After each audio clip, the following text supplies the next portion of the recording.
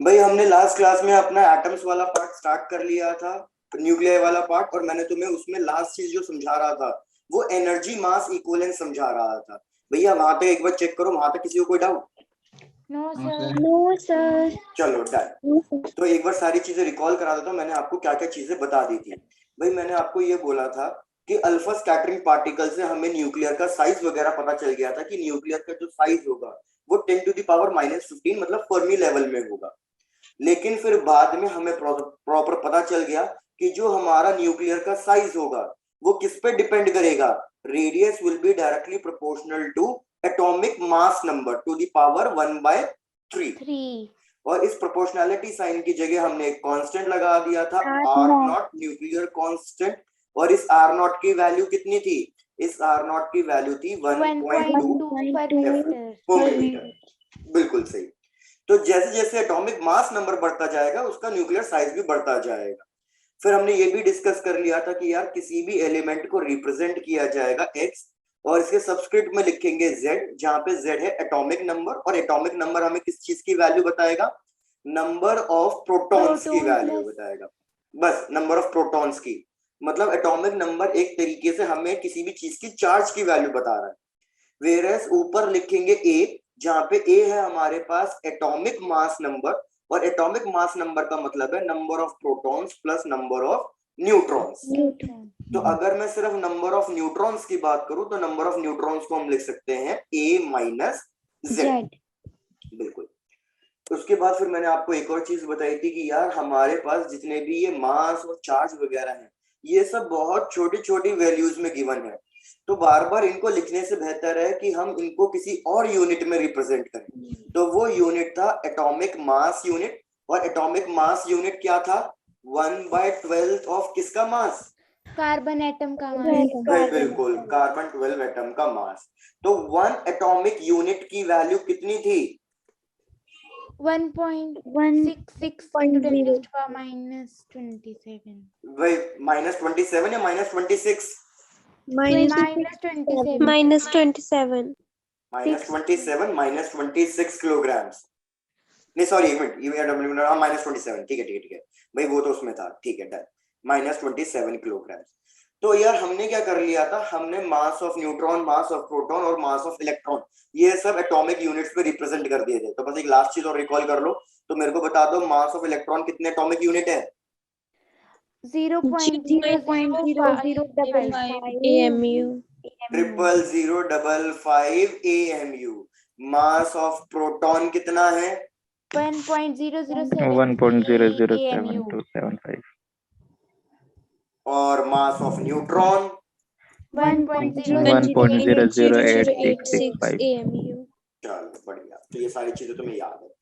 अब लास्ट चीज पे ही वर्क कर रहे हैं भाई, याद हो। अब हम यहाँ से स्टार्ट कर रहा हूँ प्रॉपर कि यार हमारे पास कल मैं डिस्कस जो कर रहा था एनर्जी मास इक्विवेलेंस, जो बेसिकली आइंस्टाइन का रिलेशन है।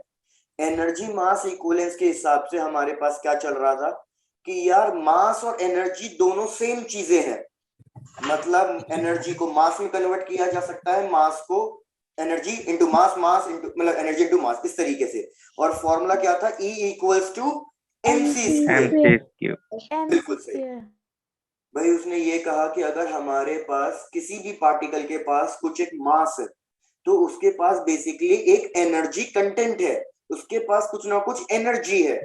तो इसलिए हम चाहें तो मास को एनर्जी में और एनर्जी को मास में कन्वर्ट कर सकते हैं। जैसे मैंने आपको एक एग्जांपल दिया था कि यार अगर हम एक न्यूक्लियस को फॉर्म कर रहे हैं तो मुझे पता है न्यूक्लियस के अंदर बहुत सारे प्रोटॉन्स और न्यूट्रॉन्स दोनों होने चाहिए, लेकिन प्रोटॉन्स प्रोटॉन्स तो रिपेल करेंगे। तो अगर प्रोटॉन प्रोटॉन रिपेल करेंगे और मैं उनको एक कॉन्फ़िगरेशन में अरेंज कर रहा हूँ, तो कॉन्फ़िगरेशन में अरेंज करने के लिए हमें कुछ ना कुछ एक्सटर्नल एनर्जी लगानी पड़ेगी। बिल्कुल, हमें कुछ ना कुछ एक्सटर्नल एनर्जी चाहिए ही चाहिए। तो वो एनर्जी कहाँ से मिल रही है? वो एनर्जी भैया ये प्रोटॉन्स और ये न्यूट्रॉन्स, ये न्यूक्लियस खुद दे रहा है। तो इसलिए मैंने कहा था कि मास ऑफ द न्यूक्लियस हमारा हमेशा कम आएगा mass of proton plus mass of neutron. Avinash तुम बोलो, तुम्हारा क्या डाउट है यार? नहीं सर, मैं बोल रहा था कि मतलब मैं बाद में पूछ लूंगा सर, कराओ आप। तुम बोल रहे हो कि E equals to MC square है, कुछ और मतलब बताया गया है तुम्हें? Yes sir. क्या, वही तो पूछ रहा हूँ तो मैं उसको एक्सप्लेन कर सकूं, क्या मतलब बताया भाई? सर बड़ा लंबा चौड़ा था सर, 15-20 मिनट का लेक्चर। अच्छा ठीक है, नहीं भाई भाई सिंपल सी बात यही है कि अगर हम किसी भी मास की बात कर रहे हैं तो हम कह रहे हैं कि भैया मास के पास कुछ ना कुछ एनर्जी कंटेंट होता है, एनर्जी होती है, तो हम चाहें तो उस मास से वो एनर्जी यूज ले सकते हैं।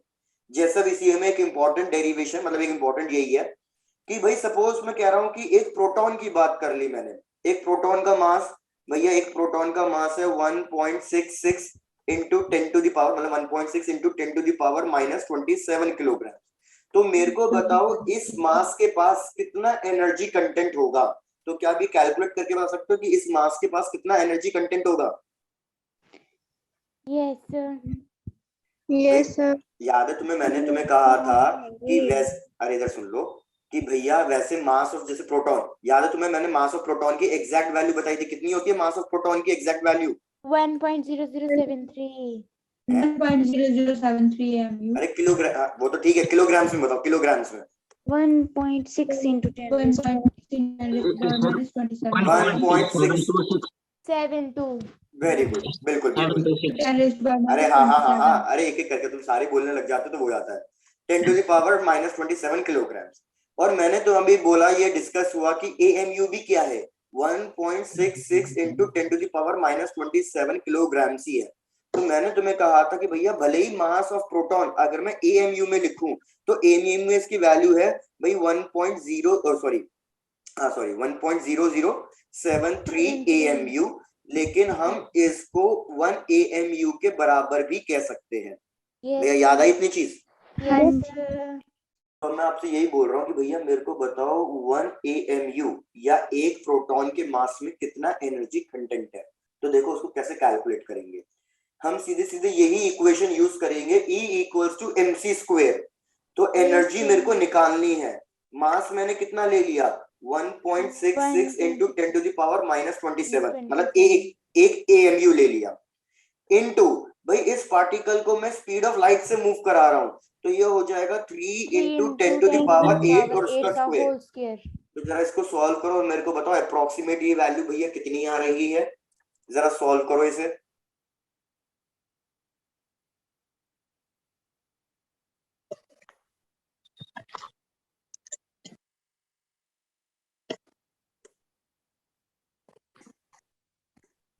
और एक काम और कर दो, इसको थोड़ा सा और सिंपल बनाने के लिए एक काम और कर सकते हैं, इसको हम डिवाइड कर देते हैं इलेक्ट्रॉनिक चार्ज से। अगर मैं इसको डिवाइड कर दूं इलेक्ट्रॉनिक चार्ज से, तो जो तुम्हारे पास ये एनर्जी आएगी ना वो इलेक्ट्रॉनिक वोल्ट में आएगी। एक बार समझ लो ये चीज समझ में आई या नहीं आई, कि अगर मैं यहाँ पे 1.6 इंटू 10 टू द पावर -19 से डिवाइड नहीं करता हूं तो ये आंसर मेरे पास किस में आएगा, जूल्स में आएगा। लेकिन अगर मैं इलेक्ट्रॉनिक वोल्ट में कैलकुलेट करना चाहता हूं तो मैंने इसको किससे डिवाइड कर दिया, इलेक्ट्रॉनिक चार्ज वाली वैल्यू से, that is 1.6 into 10 to the power -19 से। तो अब चेक करो ये आंसर कितना आएगा। तो जब आप ये कैलकुलेट करोगे तो आपको दिखेगा ये आंसर आएगा अप्रोक्सीमेटली 931 मेगा इलेक्ट्रॉनिक वोल्ट। मतलब देखो इतनी हाई एनर्जी कंटेंट आ रहा है, तो ये वैल्यू तुम्हें याद रखनी है। चेक करो, यहां तक कोई डाउट है तो भैया पूछो। No sir. बढ़िया।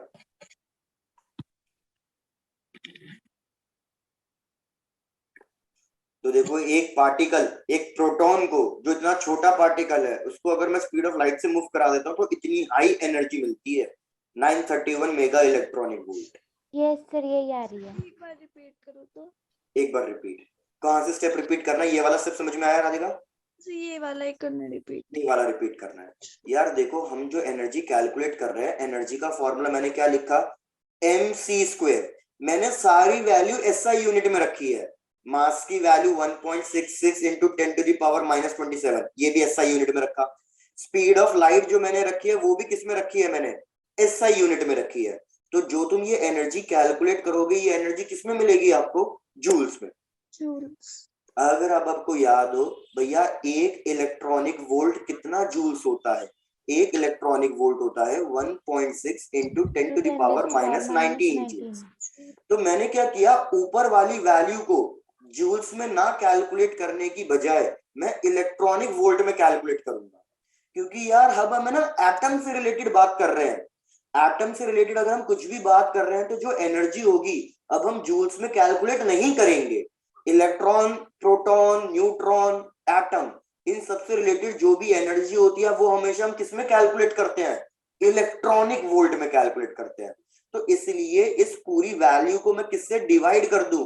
1.6 इंटू 10⁻⁻19 इलेक्ट्रॉनिक चार्ज से डिवाइड कर दूंगा ना, तो ये वैल्यू फिर जूल्स में नहीं आएगी, फिर ये आंसर किस में आएगा? Electronic volt. Yes sir. तो इधर हमने जो आंसर निकाला वो इलेक्ट्रॉनिक वोल्ट में निकाला और वो 931 मेगा इलेक्ट्रॉनिक वोल्ट आया। Yes sir. अब क्लियर हो गई ये वाली बात? Yes sir. बढ़िया। अब थोड़ी स्पीड बढ़ाते हैं यार, ऐसे तो चैप्टर नहीं हो पाएगा, छोटी छोटी बातें बची हैं, थोड़ा सुनते जाओ यार। अब हमने ये क्यों डिस्कस कर रहे हैं कि भैया ये सब वगैरह, क्योंकि मैंने आपको ये चीज बता दी थी कि यार मास ऑफ द न्यूक्लियस हमारा छोटा होगा mass of proton plus mass of neutron.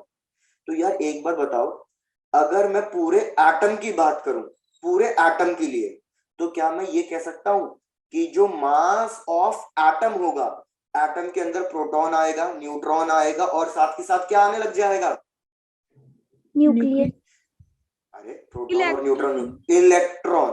तो मैं ये कहूंगा कि भैया हमारा जो मास ऑफ एटम है वो मास ऑफ न्यूक्लियस और प्लस मास ऑफ इलेक्ट्रॉन इससे छोटा आएगा। क्या ये वाली बात समझ में आई है? ये फिर से रिपीट करना है? ये सर रिपीट। चलो डन। यार एक बात बताओ, मैंने तुम्हें कहा कि सपोज ये न्यूक्लियस है, इस छोटे से चीज को न्यूक्लियस ले। मैंने कहा न्यूक्लियस के अंदर सपोज 3 प्रोटॉन और 3 न्यूट्रॉन लिए। तो मैंने तुम्हें ये तो बता ही दिया था न्यूक्लियस फॉर्म करने के लिए कुछ ना कुछ एनर्जी चाहिए, और वो एनर्जी कौन देगा? भैया ये न्यूक्लियस खुद देगा। तो न्यूक्लियस एनर्जी खुद दे रहा है तो न्यूक्लियस का मास क्या हो जाएगा? कम हो जाएगा।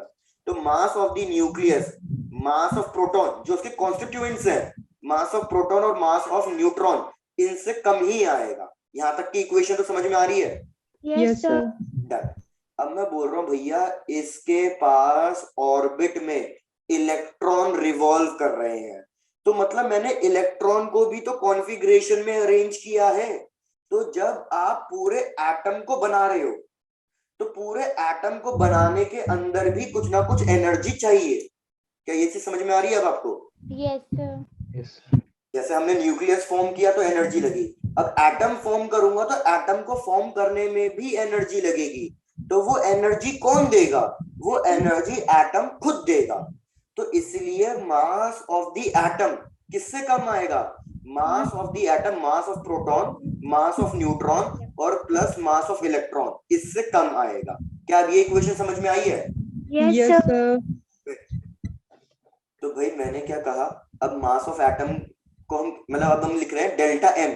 डेल्टा एम का मतलब कि भैया कुछ ना कुछ मास का डिफरेंस आएगा। तो मास के डिफरेंस को अब हम कैसे लिखें?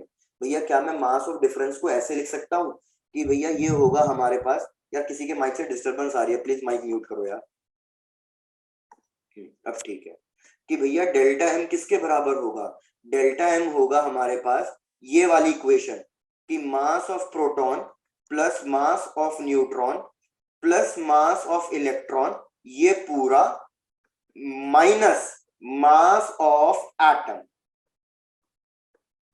जब मैं इन दोनों को सब्ट्रैक्ट करूंगा तो मेरे पास कुछ ना कुछ मास का डिफरेंस आएगा, और ये मास का डिफरेंस किसकी वजह से आ रहा है? एनर्जी में कन्वर्जन की वजह से।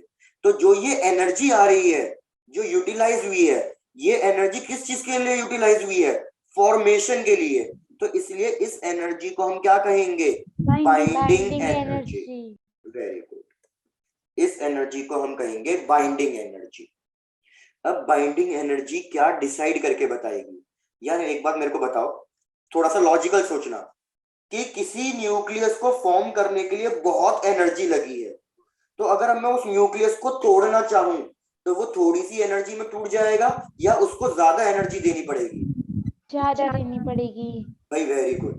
तो याद रखना, जितनी ज्यादा बाइंडिंग एनर्जी होगी मतलब आपने उतना स्ट्रांगली न्यूक्लियस बनाया है, तो जितना स्ट्रॉन्ग न्यूक्लियस बनाया है तो उसको तोड़ने के लिए उतनी ही ज्यादा एनर्जी चाहिए होगी। तो इसलिए हम बाइंडिंग एनर्जी को अब दूसरे तरीके से कहेंगे। बाइंडिंग एनर्जी की दो स्टेटमेंट होती है, दो डेफिनेशंस होती है।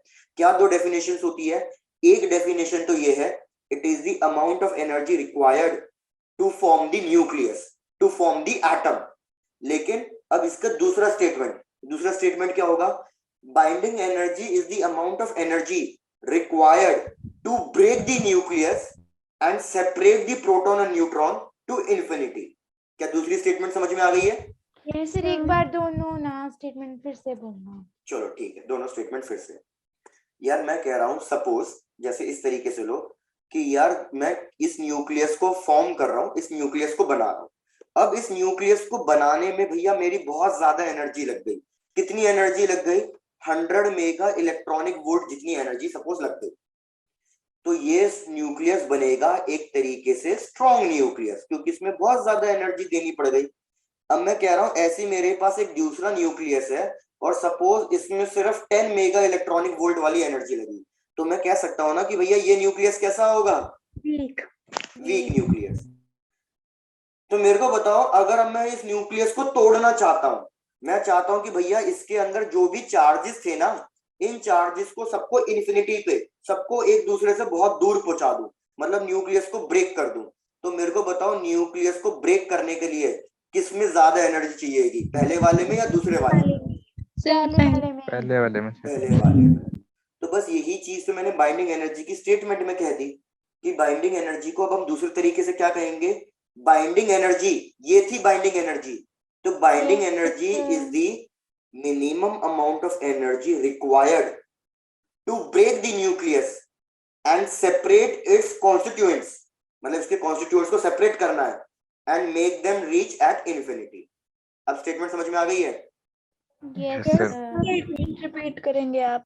हाँ, मैं स्टेटमेंट लिखवा ही रहा हूं तो रिपीट क्या करना है भैया, लिखो स्टेटमेंट बाइंडिंग एनर्जी की।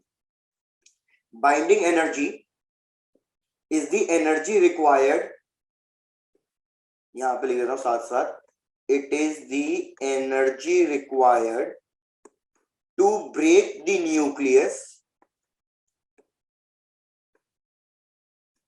and to separate its constituents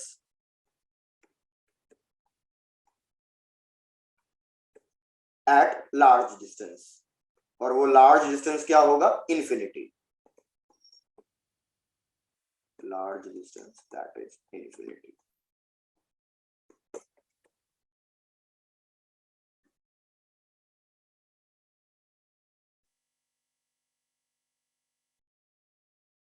sir second वाली भी लिखवाना। सेकंड वाली होती है बाइंडिंग एनर्जी का मतलब होता है amount of energy required, amount of energy required, इसी का उल्टा लिख दो, to bring the charges from infinity and form a nucleus. It is the amount of energy required to bring the charges from infinity and form a nucleus. Yes sir, हो गया। हो गया।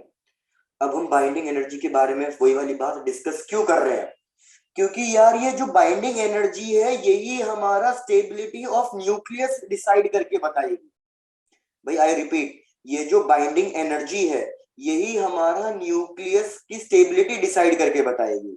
तो binding energy is directly proportional to, आप कह सकते हो, stability of A nucleus.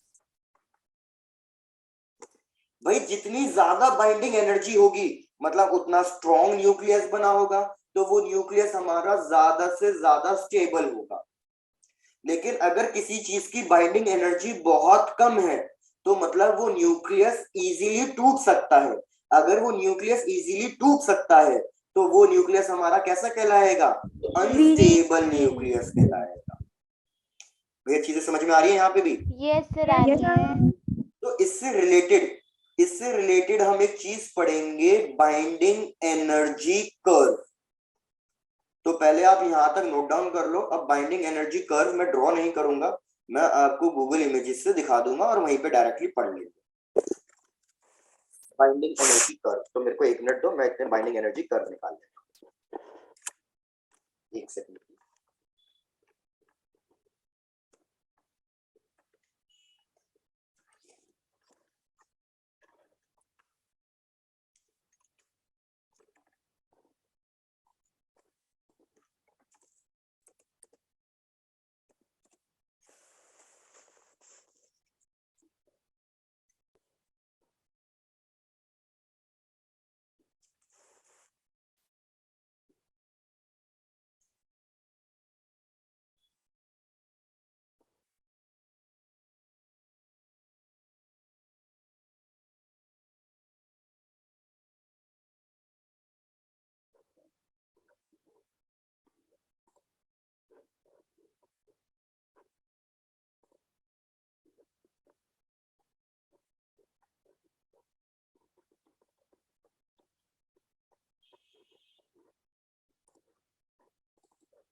चलो भाई सब लोग चेक कर लो, सबको गूगल इमेज दिख रही है?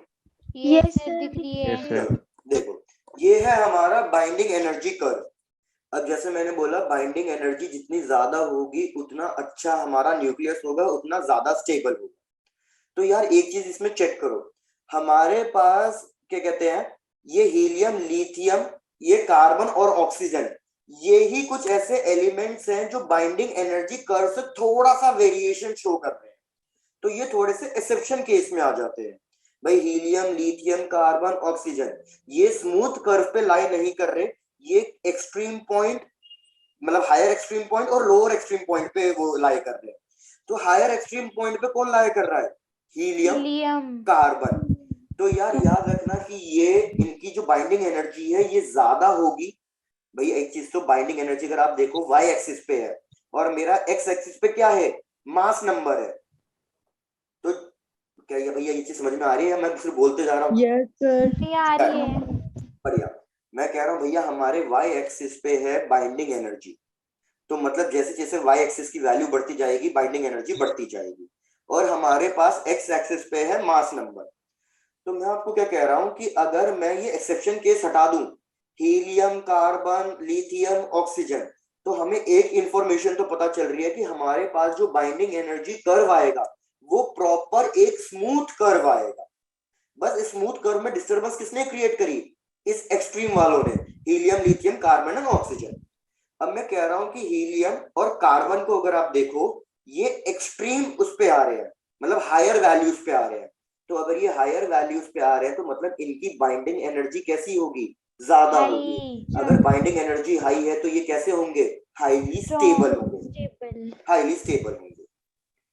अब ऐसे ही अगर आप देखो 20 से लेके ऑलमोस्ट 80 तक मास नंबर, मतलब मास नंबर 20 से लेके 80 तक, उसके अंदर आयरन Fe जो लिखा हुआ है, इसकी बाइंडिंग एनर्जी सबसे ज्यादा आ रही है। तो याद रखना आयरन सबसे ज्यादा स्टेबल न्यूक्लियस है। भैया क्या ये पॉइंट भी क्लियर है आपको? Yes, sir. अगर अब मैं हायर मास नंबर पे चले जाऊं, हायर मास नंबर, तो जैसे जैसे मैं मास नंबर बढ़ाते जा रहा हूं तो आप देखो बाइंडिंग एनर्जी डिक्रीज होती जा रही है। सिंस ये जो देखो आप यूरेनियम सबसे लास्ट वाला पकड़ो, 238 यूरेनियम, इसकी बाइंडिंग एनर्जी कम है, इसकी binding energy 8 mega electronic volt से कम है। तो इसकी binding energy 8 mega electronic volt से कम है ना, तो याद रखना ये बन जाएगा हमारे पास लो बाइंडिंग एनर्जी वाला न्यूक्लियस। और सिंस इसकी बाइंडिंग एनर्जी लो है तो ये बन जाएगा हाईली अनस्टेबल न्यूक्लियस। इसलिए यूरेनियम हमारे पास रेडियो एक्टिव मटेरियल है, रेडियो एक्टिव सब्सटेंस है, क्योंकि इसका न्यूक्लियस बहुत ज्यादा अनस्टेबल है और ये फटाफट इंस्टेंटली रिएक्ट करता है और इसलिए ये बहुत ज्यादा एनर्जी रिलीज करता है। क्या ये वाली बातें क्लियर हो गई है सारी? यस Yes, हो sir. गई। तो भैया वही चीज याद रखना, जो ये लो एटॉमिक नंबर वाले मटेरियल्स है ये भी हमारे पास रिएक्टिव है, और हाई एटॉमिक नंबर वाले, हाई मास नंबर वाले, ये भी हमारे अनस्टेबल न्यूक्लियस है। लेकिन जब हमारे पास मास नंबर बढ़ता जाएगा तो मतलब नंबर ऑफ न्यूट्रॉन्स भी तो बढ़ेंगे। और मैंने आपको कल की क्लास में भी बताया था कि न्यूट्रॉन से हमारे न्यूक्लियस को स्टेबिलिटी प्रोवाइड करते हैं। तो जितने ज्यादा न्यूक्लियस, भैया एक तरीके से वो हमारा न्यूक्लियस को स्टेबल भी बना सकते हैं और अनस्टेबल भी बना सकते हैं। चीजें यहाँ तक बिल्कुल क्लियर है? बाइंडिंग एनर्जी ग्राफ ये बिल्कुल क्लियर है? जी सर। Very good. तो इसी के हिसाब से भैया, इसी के हिसाब से वापस अपने मुद्दे पे आ जाओ। इसी के हिसाब से ये चीज प्रूव करी हेनरी बेक्रेल ने। उसने क्या किया भैया, उसने कहा, उसने यूरेनियम, पोलोनियम लिया, मतलब ये रेडियो एक्टिव सब्सटेंस लिए। उसने बेसिकली गलती से फाइंड किया था। उसने क्या किया, उसने एक ब्लैक पीस ऑफ पेपर लिया, उसके अंदर कुछ ये रेडियो एक्टिव मटेरियल सब्सटेंस के पीसेस रख दिए, इस तरीके से पीसेस रख दिए और ब्लैक पेपर में उसने कवर कर दिया। अब उसने क्या किया, ये सब चीजें उसने एक ड्रॉअर के अंदर रख दी और यहाँ पे एक फोटो सेंसिटिव शीट भी थी हमारे पास। भैया यहाँ तक सारी चीजें क्लियर हो रही हैं? एक बार चेक कर लो फिर से, यस सर। क्योंकि अब मैं मेन चीजें एक्सप्लेन कर रहा हूँ, बीच की चीजें मैं कट कर रहा हूँ जो हमारे कोई काम की नहीं है, कुछ करना नहीं है इस पे। तो मैं फिर से एक्सप्लेन कर रहा हूँ। भैया उसने क्या किया, एक ब्लैक पेपर लिया, उसके अंदर कुछ ये सब्सटेंस डाल दिए, रेडियो एक्टिव एलिमेंट्स, भाई फिर से किसी का माइक अनम्यूट पे है और अविनाश वो तुम्हारा माइक है अनम्यूट पे, माइक म्यूट पे रखा करो भैया। तो उसने यूरेनियम पोटेशियम सल्फेट का भैया पीसेस ले लिए, ब्लैक पेपर में रख दिया और ड्रॉर के अंदर रख दिया ये सारा सामान। ड्रॉर के अंदर एक फोटो सेंसिटिव शीट भी थी। फोटो सेंसिटिव शीट भैया बेसिकली कह सकते हो जिंक सल्फाइड की होती है, और बीच में उसने एक सिल्वर का पीस भी रख दिया, यहाँ पे बीच में एक सिल्वर का पीस भी रख दिया। अब उसने जब ड्रॉर थोड़ी देर बाद ओपन किया तो उसने देखा कि भैया ये फोटो सेंसिटिव शीट पे कुछ ना कुछ मार्क्स बने हुए हैं। और इस पे मार्क्स कब बनते हैं, आपने डुअल नेचर में पढ़ा होगा या एटम चैप्टर में पढ़ा होगा। इस पे मार्क्स भैया तब बनते हैं जब इस पे कोई रेज स्ट्राइक करती है। क्या ये चीज क्लियर है? Yes sir.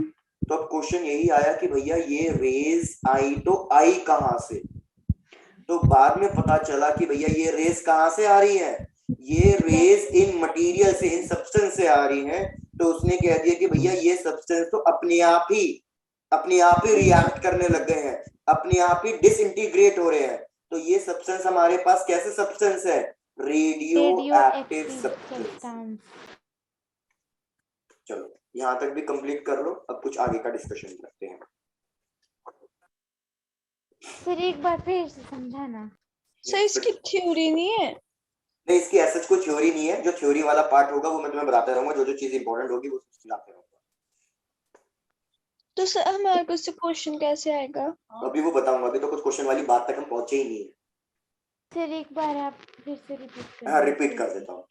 यार देखो, बाइंडिंग एनर्जी से सबसे पहले चीज क्या पता चली, मैं ये बता देता हूँ तुम्हें।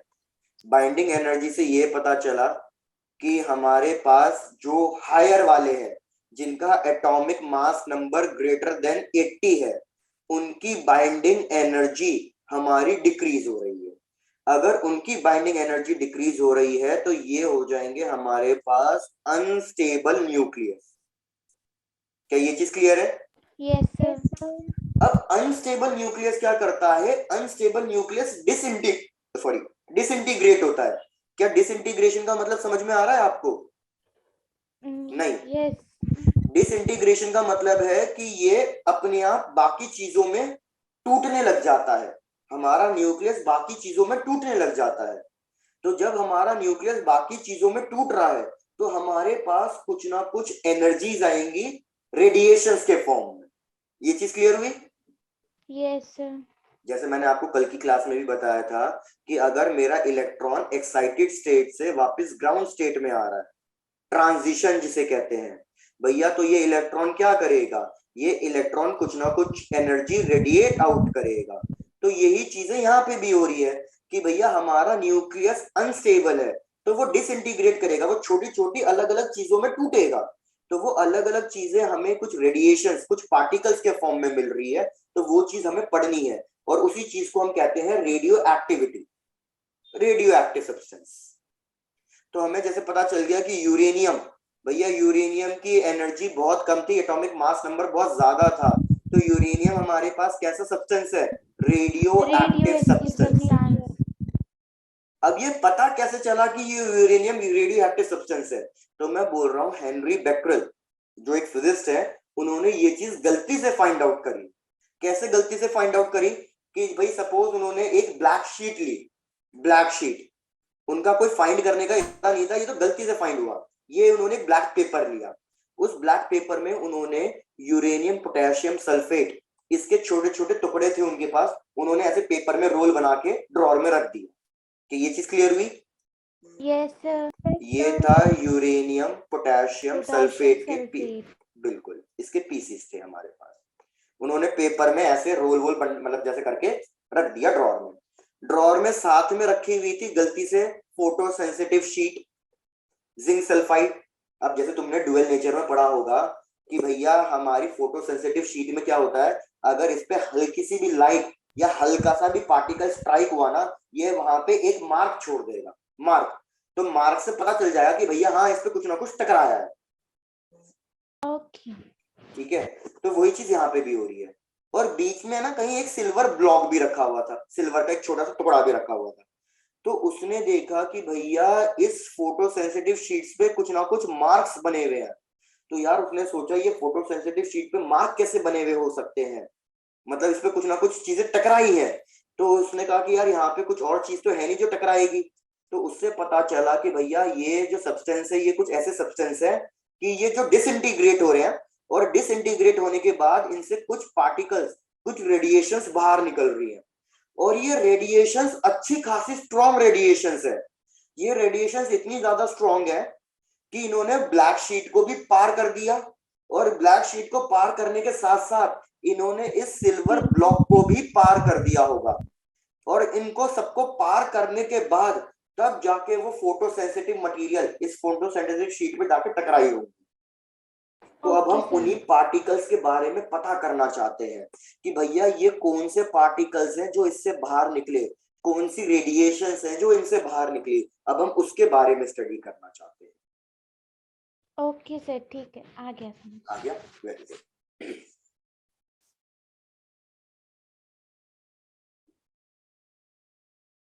भैया यहाँ तक भी डन है? हाँ जी सर। Very good. अब यार हमने कहा न्यूक्लियस डिसइंटीग्रेट हो रहा है, तो मैंने तुम्हें कहा था कि भैया बेसिकली न्यूट्रॉन्स होते हैं जो न्यूक्लियस को स्टेबिलिटी प्रोवाइड करते हैं। तो याद रखना रेडियो एक्टिविटी में, न्यूक्लियर रिएक्शंस में सबसे बड़ा रोल कौन प्ले करता है? सबसे बड़ा रोल न्यूट्रॉन प्ले करता है।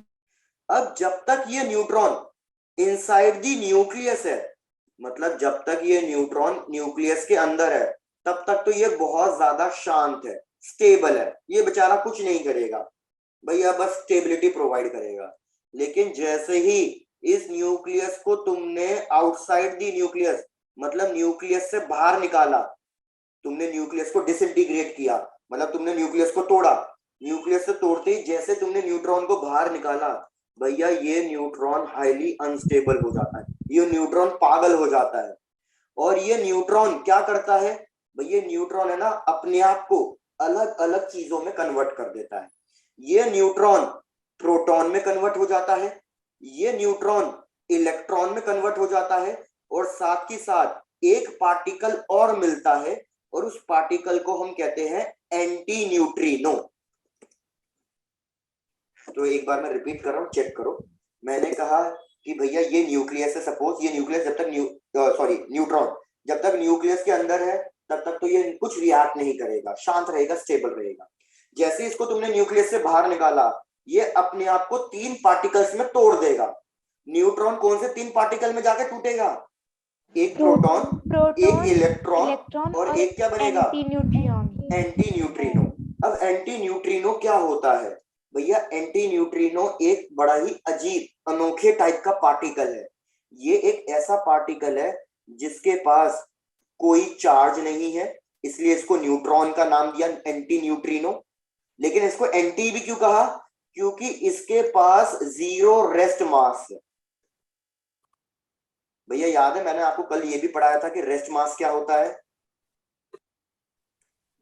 यस या याद दिलाना तो बताओ। तो दिला देते हैं भैया। जैसे मैं अभी बैठा हुआ हूं, तो जो मेरा मास होगा वो रेस्ट मास होगा। तो रेस्ट मास को हम m0 से डिनोट करते हैं। तो रेस्ट मास का मतलब क्या है? When the particle is at rest. लेकिन मैंने आपको बताया था कि भैया जब हम चलना शुरू कर देते हैं बहुत हाई स्पीड से, तो हमारे मास पे क्या फर्क पड़ जाता है? बहुत ही कम, थोड़ा बिल्कुल, मास बहुत मतलब स्मॉल अमाउंट में इंक्रीज कर जाता है। तो उसको हम डिनोट करते हैं m से। m क्या है? m है मास इन मोशन। तो इधर यही है, हमारे पास एंटी न्यूट्रिनो एक ऐसा पार्टिकल है जो जब तक रेस्ट पे है तब तक तो उसका कोई मास नहीं है, लेकिन जब ये चलेगा तब जाके इसके ऊपर क्या आ जाएगा? मास आ जाएगा। अगर आपने ये चीज पढ़ रखी हो भैया ड्यूअल नेचर में, इसी चीज को तो हम फोटॉन्स भी कहते हैं। Yes sir. भाई फोटॉन्स के पास भी क्या होता है? फोटॉन्स के पास एनर्जी होती है, लेकिन फोटॉन जब तक रेस्ट पे होगा तब तक कोई मास नहीं होगा। क्या आपको फोटॉन्स की कैरेक्टरिस्टिक पता है ना? भाई मैं को लग रहा है ये भी बता देता हूँ, इधर सुनो भैया। आइंस्टीन ने क्या कहा था कि लाइट क्या है? लाइट एक पार्टिकल है। तो उसने इस पार्टिकल को अलग से नाम दिया फोटॉन। तो आइंस्टीन ने इसको अलग से नाम क्यों दिया? नॉर्मल पार्टिकल पार्टिकल भी तो कह सकता था वो, उसने अलग से नाम इसलिए दिया क्योंकि ये पार्टिकल कोई ऐसा वैसा पार्टिकल नहीं है, ये अगेन अनोखा एक्सेप्शन पार्टिकल है। ये कैसा पार्टिकल है? ये भैया ऐसा पार्टिकल है जिसके पास कोई मास नहीं है, जीरो मास होता है। लेकिन ये मास कब होता है जीरो? जब रेस्ट पे हो। जब फोटोन मूव करने लग जाता है तो भैया उसके पास एनर्जी आ जाती है, और वो एनर्जी होती है E=hν। तो इधर एंटी न्यूट्रिनो के साथ भी यही है, जब तक रेस्ट पे रहेगा तब तक तो कोई मास नहीं है, जैसे ही मूव करने लग जाएगा इसके पास मास आ जाएगा और चार्ज तो हमेशा जीरो रहेगा। इसलिए एंटी न्यूट्रिनो को पता है हम इस तरीके से डिनोट करते हैं, यहाँ पे लिख रहा हूं, एंटी न्यूट्रिनो को हम इस तरीके से डिनोट करते हैं N1 और 0। 1 और 0 का मतलब क्या है? नीचे हम क्या लिखते थे? Atomic number. Atomic number charge बताता था, तो इसका कहने का मतलब है कि भैया इसके पास कोई चार्ज नहीं है। और 1 का मतलब क्या है? कि इसके पास मास आएगा जब ये चलेगा, और ये मास किसके बराबर होगा? न्यूट्रॉन या प्रोटॉन के मास के बराबर हो जाएगा, इसलिए 1। इस तरीके से हम एंटी न्यूट्रॉनों को रिप्रेजेंट करते हैं। भैया यहाँ तक की चीजें क्लियर है? यस सर, क्लियर है। अब मेन चीजें शुरू हो रही हैं, जहां से भैया हमारे एग्जाम में थोड़ा सा ज्यादा इंपॉर्टेंट चीजें पूछा जाता है कि हमने न्यूक्लियस को डिसइंटीग्रेट किया तो हमारे पास किस किस टाइप की वेव्स आई।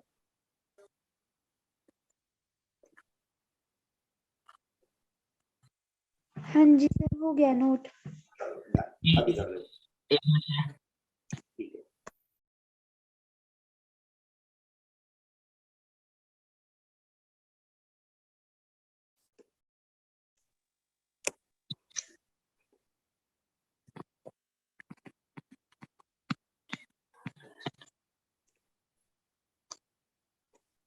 Okay sir.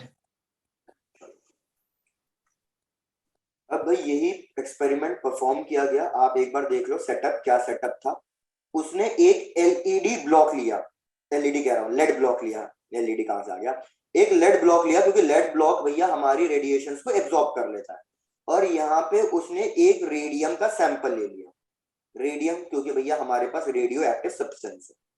उसने क्या किया, यहाँ पे एक नेगेटिव प्लेट रखी और यहाँ पे एक पॉजिटिव प्लेट रखी, चेक करने के लिए कि भैया हमारे पास कौन कौन सी वेव्स आ रही हैं।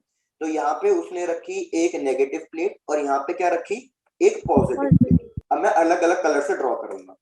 भैया उसने देखा कि इस रेडियम सैंपल जब ये डिसइंटीग्रेट हो रहा है तो कुछ रेज ऐसी हैं जो भैया हमारी पॉजिटिव प्लेट के ऊपर जाके टकरा रही हैं। उसने देखा फिर कुछ रेज ऐसी हैं जो भैया हमारी नेगेटिव प्लेट पे जाके टकरा रही हैं, और कुछ रेज ऐसी हैं जो दोनों में से किसी से नहीं टकराई, वो स्ट्रेट चली गई। तो ये 3 टाइप की हमारे पास स्कैटरिंग हो रही है। तो उसने इन तीनों पार्टिकल्स को अलग अलग नाम दे दिया। उसने कहा कि जो नेगेटिव प्लेट पे जा रहा है उसको भैया हम क्या कहेंगे? फोटोन। नहीं, जो नेगेटिव प्लेट पे जा रहा है इलेक्ट्रॉन। Alpha raise. पहले सुन लो फिर एक्सप्लेन करते रहूंगा। भैया जो हमारी नेगेटिव प्लेट पे जाएगी उसको हम क्या लिखेंगे? Alpha rays. जो हमारी पॉजिटिव प्लेट पे जा रही है उसको हम क्या कहेंगे? Beta raise. और जो कहीं डिफ्लेक्ट नहीं हुई, गामा रेज।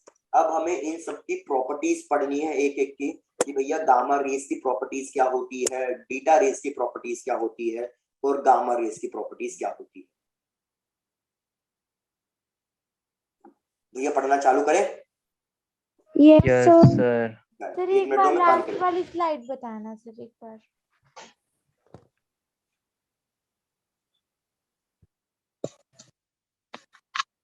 यस सर, ठीक है।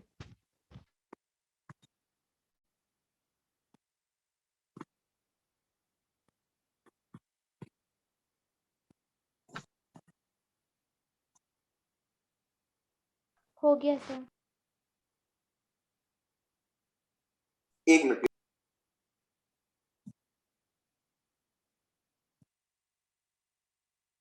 चलो फिर स्टार्ट करते हैं। तो लिख लो भैया heading of alpha gamma rays. तो सबसे पहले हम डिस्कस करते हैं अल्फा रेज के बारे में। भाई अल्फा रेज की क्या क्या प्रॉपर्टीज पता चली? भाई एक तो ये चीज तो क्लियर ही है कि भैया हमारी जो अल्फा रेज है वो नेगेटिव प्लेट पे जा रही है, तो मतलब अल्फा रेज के पास कौन से चार्ज के पार्टिकल्स होंगे? पॉजिटिव चार्ज पार्टिकल्स होंगे। लेकिन फिर बाद में ये पता चला कि भैया अल्फा रेज इसको नाम क्यों दिया है, क्योंकि ये alpha rays basically alpha particle की है, इसमें से अल्फा पार्टिकल्स निकल रहे हैं। और अल्फा पार्टिकल्स हमारे पास क्या होता है भैया? अल्फा पार्टिकल होता है हमारे पास डबल आयनाइज्ड हीलियम एटम। भैया ये चीज आपको पता थी या नहीं पता थी? Alpha particle double ionised helium atom है, मतलब ऐसा हीलियम एटम जिसमें से हमने इलेक्ट्रॉन को रिमूव कर दिया है। इलेक्ट्रॉन को रिमूव कर दिया है तो सिर्फ क्या बचेगा? सिर्फ 2 प्रोटॉन बचेंगे। तो ये होता है हमारा अल्फा पार्टिकल। अब यार अल्फा पार्टिकल का पहले डिस्कस कर लेते हैं। मेरे को बताओ भैया, आपको अल्फा पार्टिकल का चार्ज पता है कितना होगा? भैया ये हीलियम एटम है जिसमें सिर्फ 2 प्रोटॉन बचे हैं, तो चार्ज कितना होगा इसका? 2 time the charge of proton. और इसका मास कितना होगा? 4. भैया वेरी गुड, इसका मास होगा 4 time the mass of proton, क्योंकि हीलियम के अंदर 2 प्रोटॉन होते हैं और 2 न्यूट्रॉन होते हैं, तो इसलिए टोटल 4 हो जाएगा इसका मास। अब यार सिंस इसके पास चार्ज है तो भैया याद रखना, ये इलेक्ट्रिक फील्ड और मैग्नेटिक फील्ड ये दोनों से ही क्या करेगा? ये दोनों से ही डिफ्लेक्ट करेगा, ये दोनों से ही इन्फ्लुएंस्ड होगा।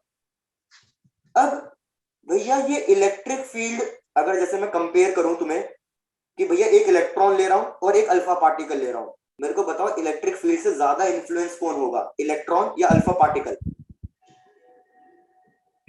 इलेक्ट्रॉन।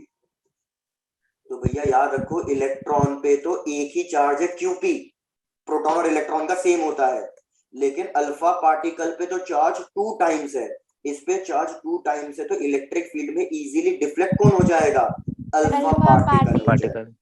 तो अल्फा पार्टिकल क्या करता है यार, ये इजीली मतलब ये बहुत ज्यादा हाई रिपल्शन फील करता है न्यूक्लियस वगैरह से, तो इसकी जो पेनिट्रेशन पावर है, याद रखना भैया इसकी पेनिट्रेशन पावर सबसे कम है, ये बहुत ज्यादा चीजों को पेनिट्रेट नहीं कर सकता।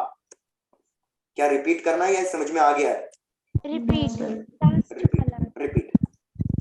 यार सपोज मैं कह रहा हूं कि ये कोई एक शीट है और ये मैंने इस तरीके की कोई मोटी सी शीट ले ली है, मैं चेक करना चाहता हूं कि ये अल्फा पार्टिकल और एक इलेक्ट्रॉन और एक न्यूट्रॉन, ये 3 पार्टिकल लिए, मैं तुमसे पूछना चाहता हूं कि भैया सबसे ज्यादा पेनिट्रेट मतलब सबसे ज्यादा अंदर तक कौन पहुंच पाएगा? तो क्या मेरे को कह सकते हो सबसे ज्यादा अंदर तक कौन पहुंच पाएगा? तो एक चीज सोचो, इस शीट के अंदर होगा भैया न्यूक्लियस, न्यूक्लियस सब पे फोर्स लगाएगा, न्यूक्लियस सब पे फोर्स लगाएगा, लेकिन साथ के साथ न्यूक्लियस के अराउंड इलेक्ट्रॉन भी होंगे। तो यार अल्फा पार्टिकल तो न्यूक्लियस से बहुत ज्यादा रिपल्शन फील करेगा क्योंकि पॉजिटिव है, तो इसलिए अल्फा पार्टिकल तो ज्यादा दूर तक जा ही नहीं पाएगा, न्यूक्लियस उसको काफी रिपेल करेगा, तो सबसे कम अंदर तक कौन जा पाएगा?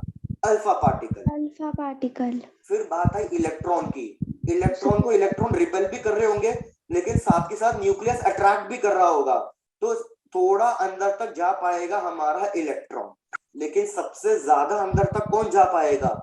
न्यूट्रॉन, क्योंकि न्यूट्रॉन को तो ना कोई अट्रैक्ट कर रहा है ना कोई रिपेल कर रहा है, तो सबसे ज्यादा पेनिट्रेशन पावर किसकी होगी? न्यूट्रॉन।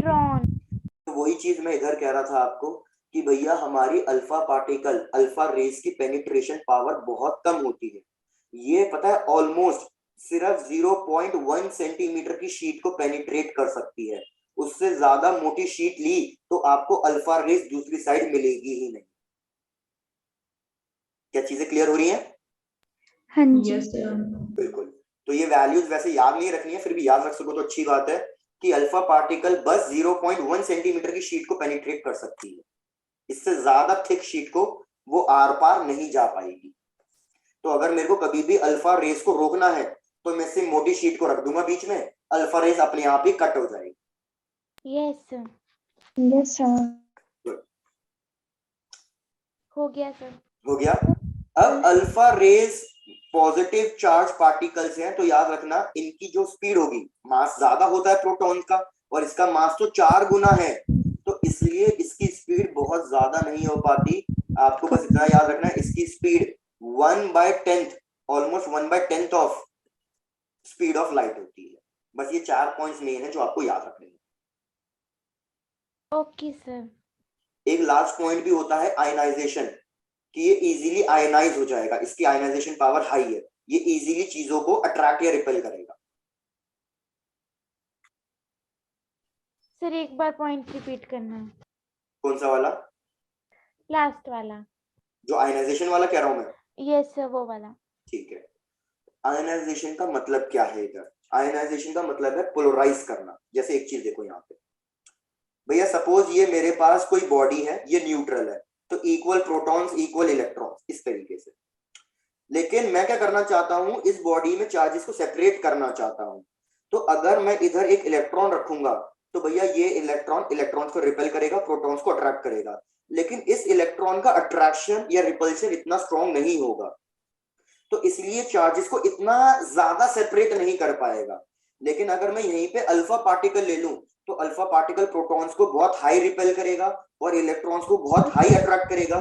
तो उस केस में चार्जेस हमारे अच्छे खासे सेपरेट हो जाएंगे, और इसका मतलब है कि ये शीट हमारी आयनाइज पोलराइज हो गई है।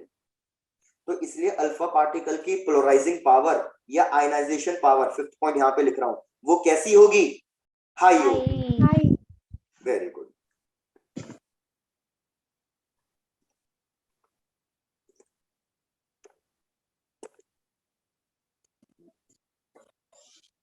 हो गया सर। हो गया। तो ये बात हो गई अल्फा पार्टिकल्स की, अल्फा रेज की। आ जाओ सेकंड वाले पे, बीटा रेज।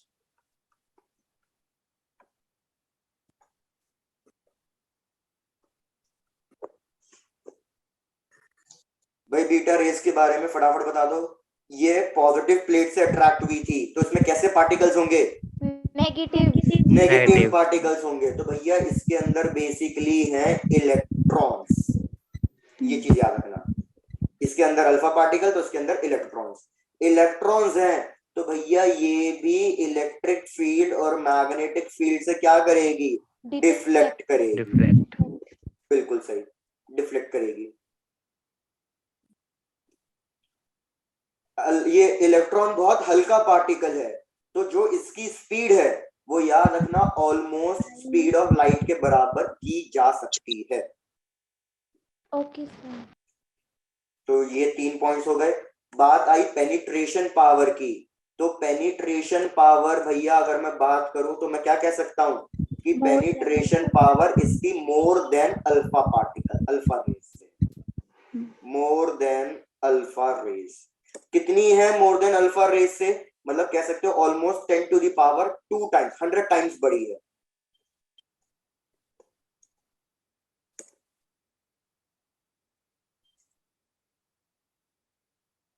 और इसकी जो आयनाइजेशन पावर होगी, आयनाइजेशन पावर होगी लेस देन अल्फा पार्टिकल।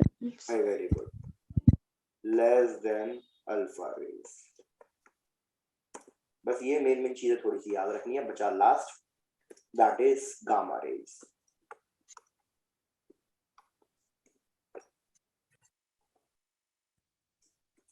और इधर ये चीज तो लिखना भूल गया, इलेक्ट्रॉन्स है तो इधर मास ऑफ इलेक्ट्रॉन ही लिखा जाएगा और चार्ज ऑफ इलेक्ट्रॉन ही होगा। मतलब इसके पास भी चार्ज है, मास है, सब कुछ है इसके पास। अब आ जाते हैं गामा पार्टिकल्स पे, गामा रेज पे। तो सबसे पहला पॉइंट भैया, गामा रेज हमारे पास बेसिकली कोई पार्टिकल है ही नहीं। ये तो बस बेसिकली क्या है?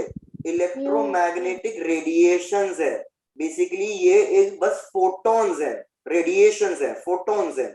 इसके पास तो कुछ है ही नहीं। तो सिंस इसके पास ना तो कोई चार्ज है ना तो कोई मास है, भैया यहाँ पे लिख रहा हूं कि इसका मास कितना होगा? Rest mass 0। इसका चार्ज कितना है? 0। तो ना तो कोई मास है ना तो कोई चार्ज है, तो ये कोई भी इलेक्ट्रिक, डिफ्लेक्शन नहीं होगी। वेरी गुड, इलेक्ट्रिक फील्ड और मैग्नेटिक फील्ड से कोई डिफ्लेक्शन नहीं करेगा। बिल्कुल सही। तीसरी अगर मैं बात करूं स्पीड की, भैया ये इलेक्ट्रोमैग्नेटिक रेडिएशंस हैं। इलेक्ट्रोमैग्नेटिक रेडिएशन से तो आपको पता होगा, इलेक्ट्रोमैग्नेटिक रेडिएशन तो सारे के सारे किससे ट्रैवल करते हैं? Speed of light. Speed of light से ही ट्रैवल करते हैं।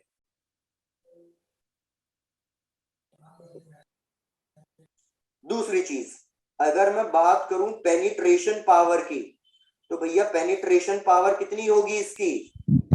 मैक्सिमम।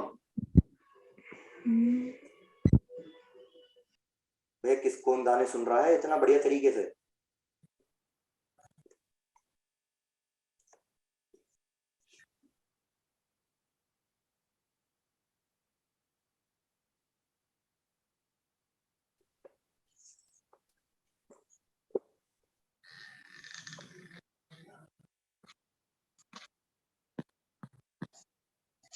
हो गया सर। हो गया भैया। ये भी लिख लेना कि इसकी जो पेनिट्रेशन पावर है वो इतनी ज्यादा हाई है कि ये 30 सेंटीमीटर, 30 सेंटीमीटर मतलब अच्छी खासी वैल्यू हो गई है, 30 सेंटीमीटर जितनी शीट को भी पेनिट्रेट कर पाएगी। और अगर अब मैं बात करूं आयनाइजेशन पावर की, तो मुझे पता है जब इसके पास कोई चार्ज ही नहीं है तो ये आयनाइज कहां से करेगा? कुछ भी नहीं करेगा। तो दैट इज मिनिमम, मिनिमम कुछ भी नहीं है।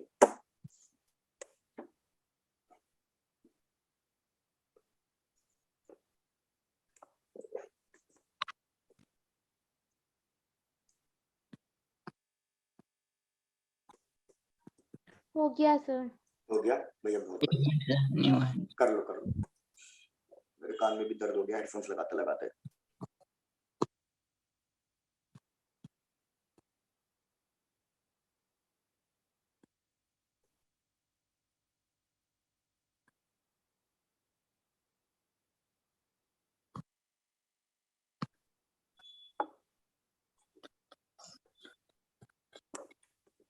मैं जल्दी खत्म कर लो, फिर आज का लास्ट टॉपिक करते हैं, सोडीज फिजेंस डिस्प्लेसमेंट लॉ। हो गया? Yes sir. भैया इस पे बहुत चुन्नू सा एक न्यूमेरिकल आ जाता है, तो ये थोड़ा सा वैसा हो जाता है। भैया लिखो हेडिंग, सोडी फिजेंस डिस्प्लेसमेंट लॉ।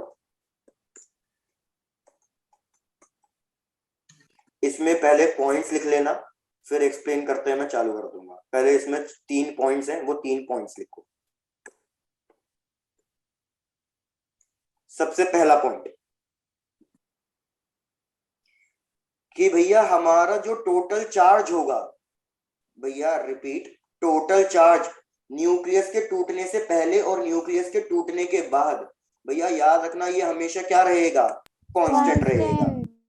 कि भैया टोटल चार्ज मतलब the algebraic sum of charges before disintegration is equals to after disintegration, ये हमेशा कांस्टेंट रहेगा। और दूसरी चीज उसने बोला कि भैया हमारा जो टोटल मास है न्यूक्लियस का, वो भी हमेशा क्या रहेगा? कांस्टेंट रहेगा। तो उसने कहा कि भैया कंजर्वेशन ऑफ चार्ज भी वैलिड है डिसइंटीग्रेशन के लिए, कंजर्वेशन ऑफ मास भी वैलिड है डिसइंटीग्रेशन के लिए। तो इसकी हेल्प से पता है उसने बेसिकली 3 इंपॉर्टेंट पॉइंट्स दिए। अब वो क्या पॉइंट्स हैं भैया वो लिखो। लिखो फर्स्ट पॉइंट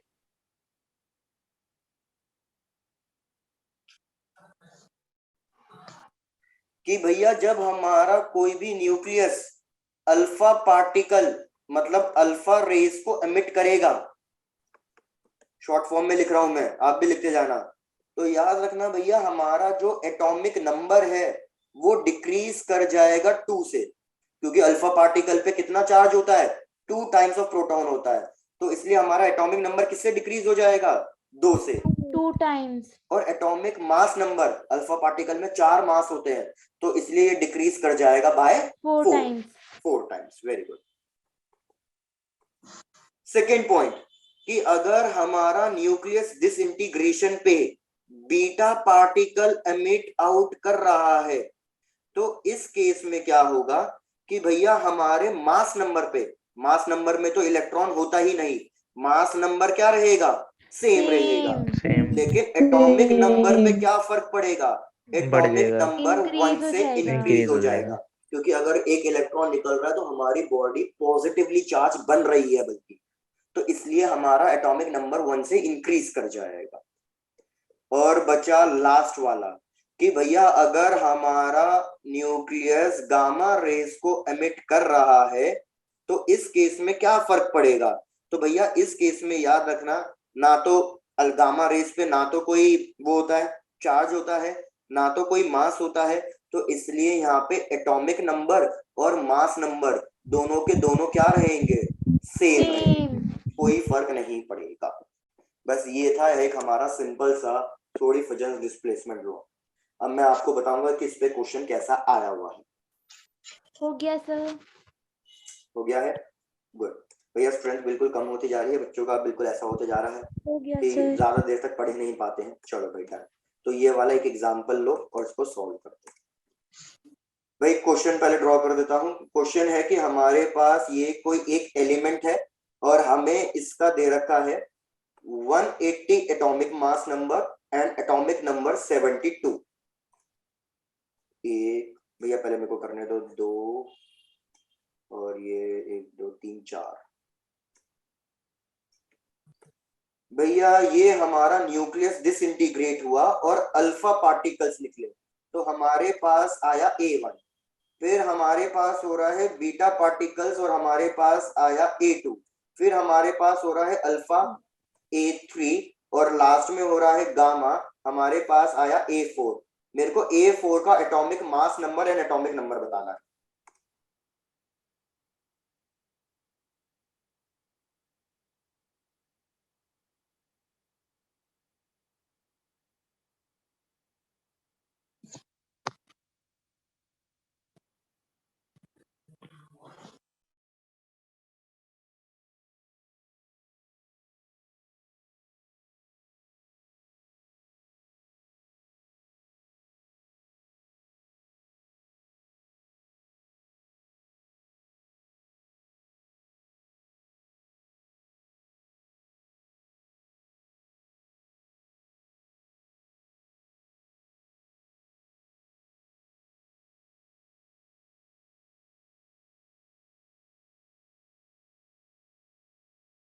यार सबको क्वेश्चन क्लियर है या किसी को एक्सप्लेन करना है?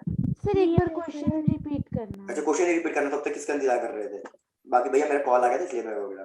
भैया क्वेश्चन क्या है, मेरे पास एक एलिमेंट है, कोई भी एक एलिमेंट है जिसका मेरे को एटॉमिक मास नंबर कितना दे रखा है? 180 एटॉमिक मास नंबर, और एटॉमिक नंबर कितना दे रखा है? 72। अब मैं कह रहा हूं इसका न्यूक्लियस डिसइंटीग्रेट हुआ, इसका न्यूक्लियस टूटा, तो हमारे पास कौन से पार्टिकल्स बाहर निकल के आ रहे हैं? अल्फा रेज निकल के आ रही है। तो मेरे को बताओ भैया इसका एटॉमिक मास नंबर क्या हो गया होगा, इसका एटॉमिक नंबर क्या हो गया होगा? ऐसे ही फिर इसका न्यूक्लियस आगे और डिसइंटीग्रेट हुआ और अब की बार कौन सी रेज निकली? Beta raise. फिर इसका न्यूक्लियस और डिसइंटीग्रेट हुआ, तीसरी बार अल्फा रेज निकली, और लास्ट में फिर से डिसइंटीग्रेट हुआ, लेकिन अब की बार कौन सी रेज निकली है? गामा रेज निकली है। तो मेरे पास फाइनली जो न्यूक्लियस आ रहा है वो कौन सा आ रहा है? A4 आ रहा है, फाइनल न्यूक्लियस। तो मेरे को बताना है इस फाइनल न्यूक्लियस का एटॉमिक मास नंबर कितना होगा और एटॉमिक नंबर कितना होगा, मेरे को ये बताना है। तो अभी जो मैंने आपको 3 पॉइंट्स लिखवाए हैं बस उसी को यूज करो। तो जैसे मैं आपको एक एग्जांपल दे देता हूं A1 के लिए। भाई मेरे को बताओ अल्फा रेज निकली है तो एटॉमिक मास नंबर कितने से डिक्रीज हो जाता है? 2 से। एटॉमिक मास 4 से। नंबर 4 से।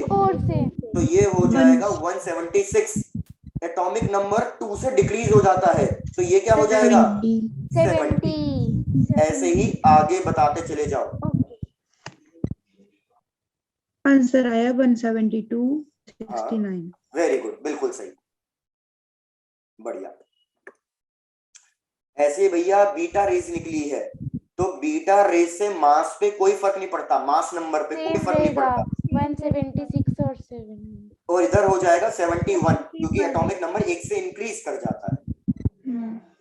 फिर आई A3 की बात, अल्फा रेज निकल रही है तो इसको 4 से डिक्रीज कर लेना है 172, और इसको 2 से डिक्रीज करना है 69, और गामा रेज तो कोई फर्क डालते ही नहीं, तो 172 एंड 69। तो ये फाइनल आंसर है कि हमारे न्यूक्लियस का फाइनल एटॉमिक मास नंबर है 172 एंड एटॉमिक नंबर है 69। बस ये इतना सिंपल सा क्वेश्चन था। अब चेक करके बताओ कोई दिक्कत, कोई समस्या? नो बढ़िया। सर। तो बस भाई आज के लिए इतना ही। नेक्स्ट क्लास में ये चैप्टर हो जाएगा हमारा